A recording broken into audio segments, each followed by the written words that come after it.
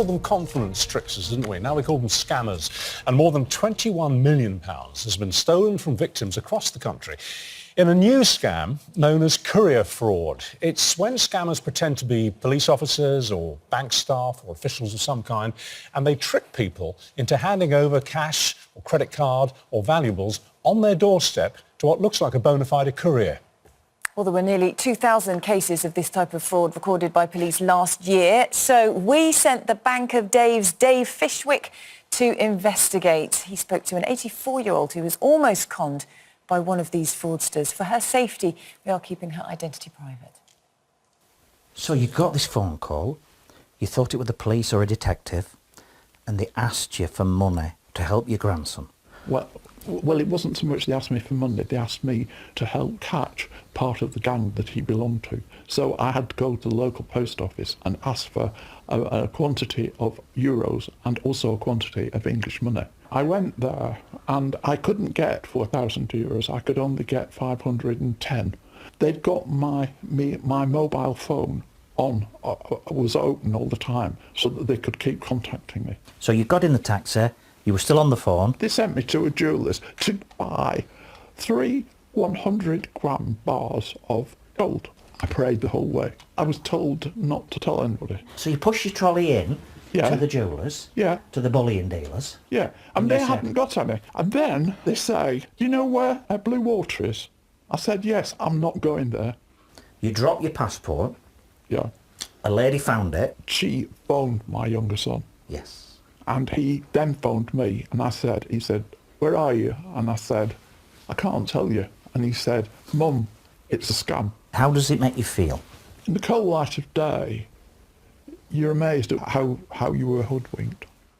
It's a shocking thing to have happened, isn't it? Well, Bank of Dave's Dave Fishwick joins us now alongside Detective Superintendent Oliver Little from the City of London Police. Good morning to both of you. Good morning. Dave, I mean, it's staggering, isn't it, to hear her account of what happened, and chilling that actually, you know, they can operate in this way, and obviously convincingly enough that she thought that this was something that she needed to take action over. Absolutely. It's almost a fantastical story, but it's true. I was sat with a lady yesterday, 84 years old, and she's saying to me, Dave, they rang me up, they told me that I have a grandson that's involved in this terrible, terrible counterfeit gang, and we need you to help. And this was a police officer, obviously a fake one, telling her they need her help. So there she was. She jumped into a taxi and set off. She travelled across the city, and she travelled over 50 miles. The ordeal lasted 5 hours. And at one point, she went into the post office trying to get 4,000 euros, £2,000 in sterling. I mean, you'd have thought the post office would have said something to her. Are you all right, love? There she were, straight back in the car and then over to the bullion shop. And she got a supermarket trolley from the supermarket across the road, straight in the bullion shop to put gold in, ready for this. I mean, it's like a James Bond film. What did she think she was handing over that kind of value for to a police officer? She thought in her mind that they need this to be able to get this counterfeit ring. She thought she were part of the detective squad. Oh, I see. Going after this, right. And then to help her grandson. That they even got the grandson's name wrong, but she was so engulfed in this. And I said, look, time is on your side. If anybody at home is watching this, please, please, slow everything right down. Imagine that scam call, look at it as the default position where, think of it, this is a scam. Even if it's not, think this could be a scam. So use that as your default position and then you go and check. I've never seen anything like this. And when Adam and Helen brought this to me at GMB last week, I thought, we need to shine a light on this. This is the thing. And it's bonkers, and one of the most bonkers stories I've ever been involved in. And the sad thing is that they target a lot of the time older people, don't they? And they sort of prey on the fact that they may be a bit more vulnerable, they maybe, you know, wouldn't ask as many questions or would just assume if they're being told it's a police officer that it is a police officer and they need to take action. Yes, and my mum's 79 with the early onset of dementia, and she's ferociously protective of her financial things, and she doesn't want me to deal with them. I'll offer to deal with them, but she doesn't want me to. But somebody like my mum would normally be able to go to the bank manager, a bit like my right-hand man, David H., 65 years in banking, and have a chat. And that person would know you, would know your family, would know if your mum walked in asking for thousands of pounds to go and buy bullion. Yeah. They'd know that something's not right and they'd ring somebody. Detective Superintendent, this advent of the courier aspect to these scams, is that because a courier arriving on your doorstep with obviously fake ID, the crash helmet, all the rest of it, adds an air of authenticity to the handover, that you're handing it to someone who's, if you like, professionally qualified to take charge of whatever it is, whether it's a credit card or cash or bullion?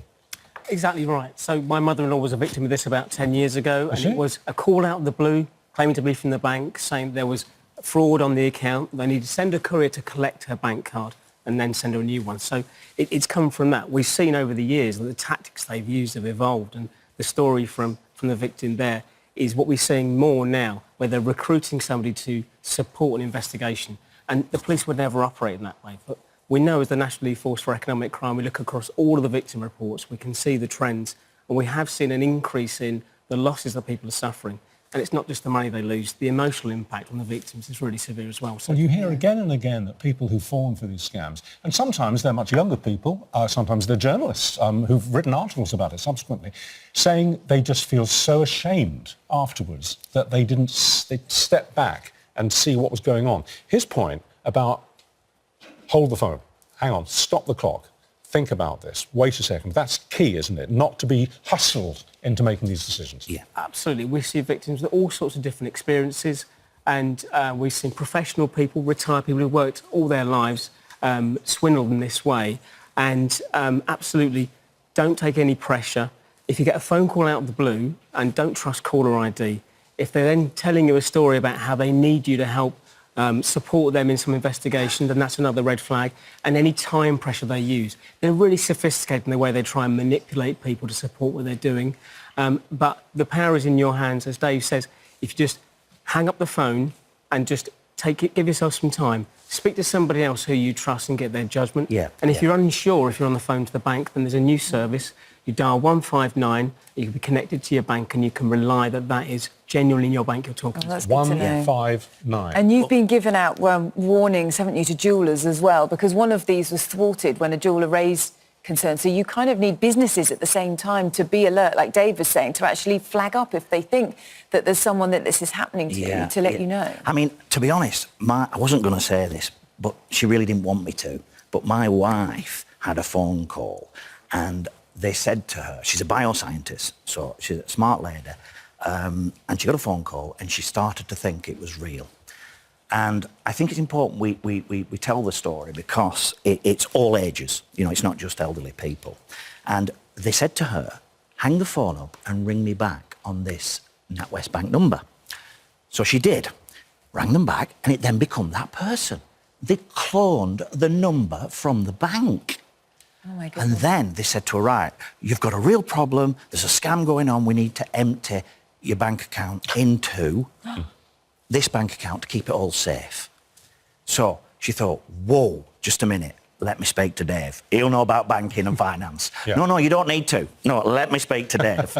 She rang me up, I said, scam, you know. Absolutely. And that is the problem. So it's all ages. And I think that is a good point to make, because we were talking about that whole kind of embarrassment factor, but actually, you know, anyone with a moment's inattention can suddenly think, and if you're not concentrating, oh, I've missed the signs, you know, people are convincing, aren't they, when they get in touch with things like that. They're so but real. It's not being embarrassed, but it's actually standing your ground and saying, no, I'm going to look up the actual bank number, I'm going to double check this, I'm going to take some time. And if it has happened to you, then to report it so that you can help track down who's done it. Absolutely, yeah. Don't feel embarrassed. And, you know, it's a very common thing with fraud offending. We see victims who feel embarrassment, but don't have that as a barrier to reporting, because making the report to us could be the best step to stopping the next person falling victim. And you mentioned the 157 number that you can dial. 159. I'm so sorry. 159, but also most credit cards have a number on the back as well for your bank, and you can always say, I'll just make a call, ring off and call the credit card. Like your wife did, checking with someone else, a friend or a partner or a relative, just to say, does this sound legitimate to you? And then sometimes it's then you think, Get a second opinion. Yeah, I mean, like your guest earlier. Very quickly, Dave. Phone a friend, you know. Yeah. It's phone a friend. Get a second All right. opinion. Yeah. Thank you both very Thank much indeed you. for coming in and highlighting really that. good to know. Well, obviously, you may have been affected by what we've been talking about here, and if so, you can get advice, you can get support and guidance at itv.com/helplines.